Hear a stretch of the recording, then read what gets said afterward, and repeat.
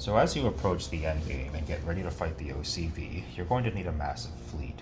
Now, of course, you could just use missiles to cheese this with missile cruisers, but if you want to not take the fun out of it, you're going to need a huge fleet with hundreds of fighters, dozens of corvettes, like half a dozen carriers. You're going to need many destroyers, frigates, all kinds of things to fight the OCV, because you have to outnumber them like 3 or 4 to 1 in order to have a fighting chance.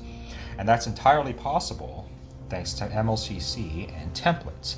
What a template is a Lit Cubes Universe feature that lets you save the equipment loadout, jump drive settings, shields, lasers, turret commands, missile resupply settings of one ship, and you could copy those to many other ships of the same type. So you only have to set up the equipment of a ship once, and then you can just copy that as many times as you need to other ships, and it uses one of your stations, all of the wares and upgrade abilities of that station to provide them to the ships, and then you can automatically send them where they need to go. So I'm going to be using a TIE bomber here to demonstrate, and we're going to set up a wing of TIE bombers with missiles and lasers and all that, and so we can use them in a fleet battle, because setting up an entire carrier wing of bombers manually just takes forever. So I just built a TIE bomber at my headquarters, and I've sent it to my equipment dock. Now my equipment dock has all the lasers and all the shields and everything that my Saturn Complex Hub Mega Empire is producing across the galaxy. All the freighters bring them here. So this is everything I need to equip my TIE bomber. So I'm going to go ahead and do that. Now, first things to note, wear licensing. If you don't know, you can use one of your stations in Lit Cubes Universe to upgrade software upgrades on a ship. So these are upgrades like engine tuning, combat command software that do not have a physical cargo. So to do that, you can just take any station. In this case, I'm using my Mega Equipment dock. But you can go to any station, go to the Dockware Manager. Now this is the Dockware Manager for the wares. This is all the Saturn Complex hubs that they're getting the wares from. We're not going to focus on this here. The logistics is going to have to be in another tutorial. What we're looking at here is order licensing. So these are all the software upgrades in the game. And the ones in green are the ones I bought the license to, so this station can equip ships with them. And the ones in white are ones I have not purchased yet. These are very expensive. You can put them on any station though, but I don't recommend doing this until you're ready to start using templates, as I'm doing here. So you can purchase the license to upgrade your ships here. And once you have those licenses, you can go to upgrade ship. Let's select our TIE bomber. Our TIE bomber right now has no equipment. It has no cargo, no upgrades, no nothing. It's just a bare TIE bomber. So let's go to the Dockware Manager of our equipment dock, go to upgrade ship TIE bomber, and then here we can just give it all the upgrades we need.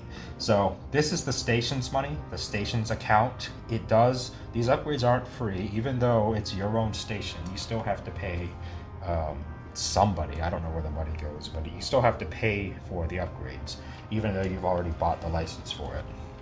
So that's why my station is doing direct deposit at 100 million credits. All those Saturn Complex hubs, I have them stocking up to like 3,000 of a certain laser or a certain shield, and all the excess gets automatically sold. So it keeps itself stocked, and it sells the excess to fund more upgrades. It's a good setup. I like having a separate equipment dock for my main headquarters that I can use to outfit all the ships.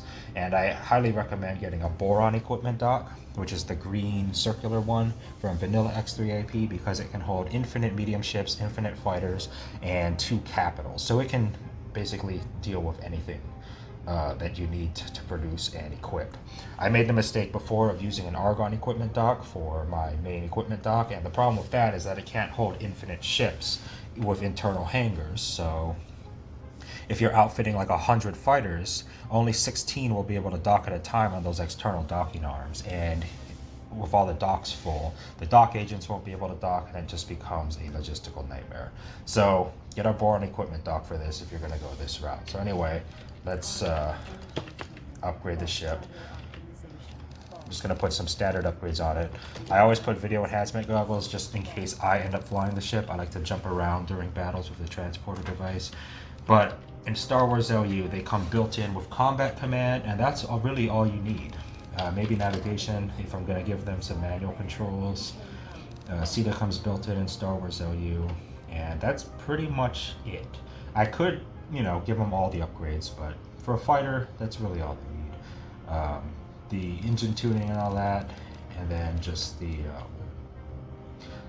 I mean, that's really it, because all they need is combat command software. We're not going to go fancy jump drives or anything. But if this was a Corvette, I would probably give it a duplex scanner, jump drive, quantum jump gate, you know, all those other things. So now that our software upgrade is good, let's see how many shields this thing needs. 325s. So let's give it the shields. That's the price. Right here, shields. Let's see how many guns does it need. 6 EMPCs. So let's give it 6 EMPCs. 6 EMPCs. And all right, that's basically it. So the ship is basically done. There are no turret commands because this ship does not have turrets. But if we did have turret commands, you would set those here. So probably attack all enemies. Now, if you do give the turret command attack all enemies on a fighter and you have like 200 of those fighters, that is going to cause some serious performance hits on your game. So just be wary of that. You may want to set it to missile defense. It'll save a lot of performance in a massive battle. So another thing we can set for the templates is missile supply. So the template will also copy whatever's in the ship's cargo bay. So this is the ship's cargo bay. If I were to put energy cells in here for the jump drive resupply, which I highly recommend doing, that would be part of the template. So as a part of outfitting the template, it would throw the energy cells in there. So we're not doing that because we don't have a jump drive on this ship. But if it was a Corvette, we would put energy cells in here. That way it can immediately jump out after being upgraded by the template. But it is a bomber, so we are going to give it some missiles. So I could just give it. See, we're going to be using poltergeist missiles with this bomber. So I could just throw them in the cargo bay here. I'm not going to do that because I like having the automatic resupply on the template. So you can do that by going to the G menu by selecting a ship and hitting G. This is the weapons menu. This is where fighter drone and missile resupply is. So I'm going to set it to, let's see, 10. 10's a bit high, but it is a bomber, so we're going to go 10 poltergeist missiles. Another thing we need to do is set the missile fire chance to, let's see, 70. That's pretty high. So missile fire percent chance, where resupply for missiles. That's basically everything we need for our bomber. We're going to have many, many hundreds of these. So now that our bomber is ready, let's go to the player console. This is the LickU player console. There's a hotkey to get here. Go to template manager, and we're going to add a new template. So add a template.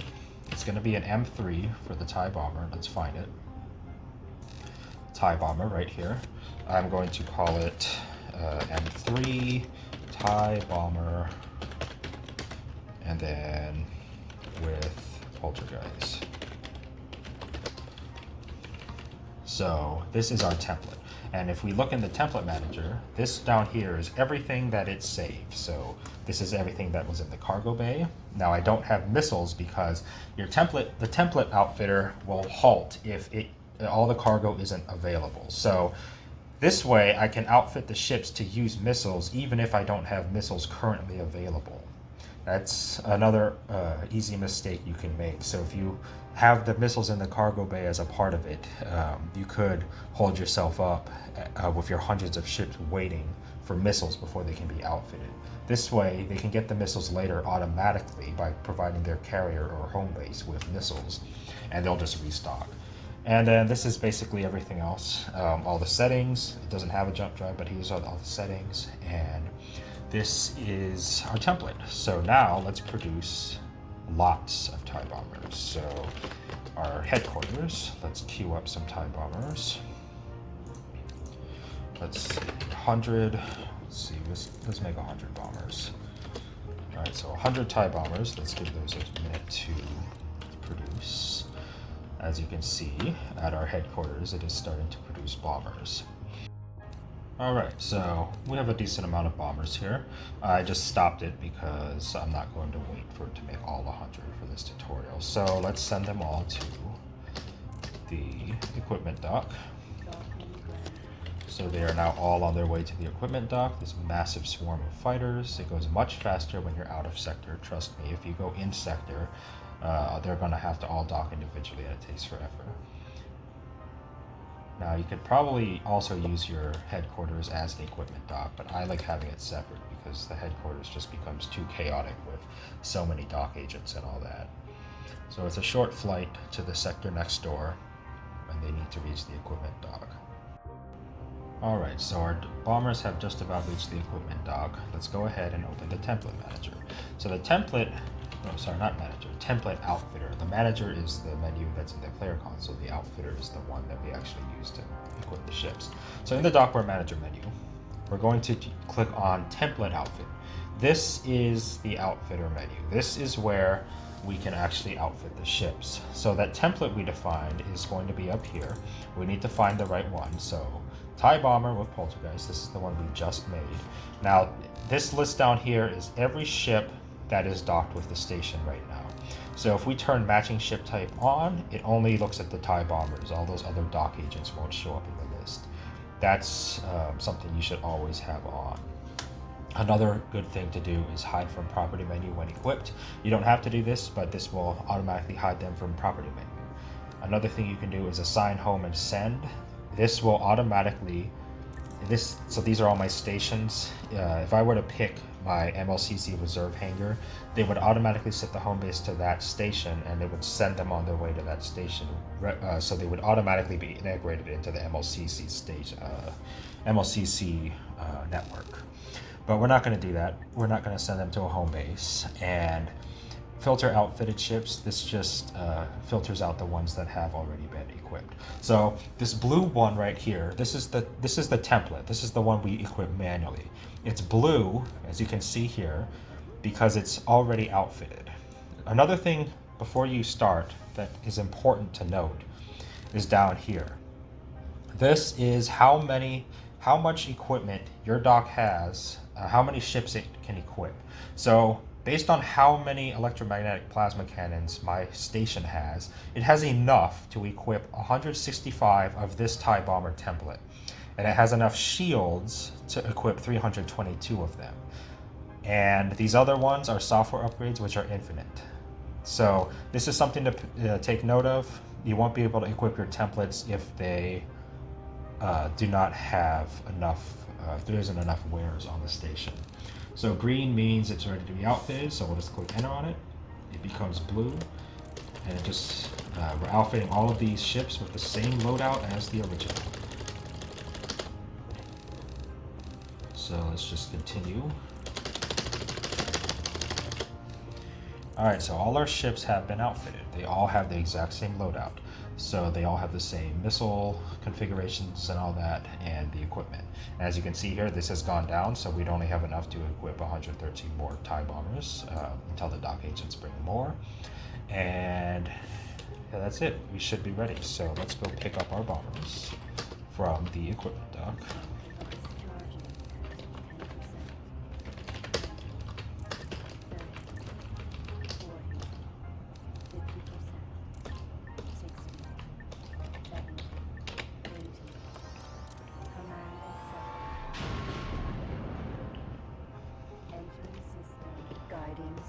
Now, the bombers don't have missiles with them currently because I didn't have that as part of the template. Instead, they all have the 10 resupplies. So my Quasar right here has, this is the cargo bay for my Quasar. I have 1,000 missiles on the Quasar. So any TIE bomber that docks here will automatically restock the missiles.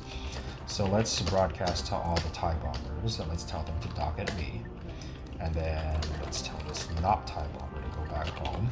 And as the TIE bombers come over here, they are going to automatically get their missiles. Another thing you can do is if you repaint your ship at the headquarters, it also paints the shield. So that's how I have green shields on this Quasar. Alright, that's a decent amount of TIE bombers. Now, the reason some are sticking out is because the Quasar can't hold anymore. So let's tell the remaining ones to just go to the back to the equipment dock. We can pick them up later. So if I go to my Quasar's landed ships now, we have a bunch of TIE bombers. If I go to command console landed ships, set the home base to my Quasar. Now they are home based at my Quasar, and you can see they're not on the property menu because the template outfit automatically hid them. And let's go shoot something with them now. So we got some pirates. Let's go use these bombers. They should all be shooting their missiles. They should all have their cannons and shields, and this was all effortless, so we can easily come back with another wave of 100 more bombers and use ships in mass quantities like that. So as you can see here, I used to have 1,300, now I only have 1,000 because all the ships have their missiles now. Let's use the carrier command software to attack the pirates. So carrier command software, if you didn't know, it's this upgrade right here on my Quasar. It lets you go to the combat menu and carrier command right here at the bottom. This gives orders to all the owned ships that are docked at a carrier. So let's see, attack all enemies land. This will send them to clear the sector and then come back and dock with me once they're done.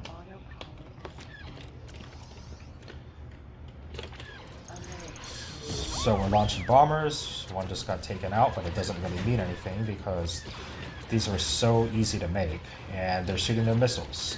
And they each have 10 missiles for the fight, and now you can just have many cheap disposable bombers that you can use for massive fleet combat. You do need to use templates if you're going to use fighters in MLCC. MLCC, the way it differentiates fighters for carriers to use is by template. That's how they know how to pick up the ships automatically from the docks. So you don't have to use templates for regular use, but if you are using fighters in MLCC, they need to be templated. Alright, and that's basically all there is to templates. Templates play a much larger role in Mayhem than Star Wars LU, but that is a subject for another video.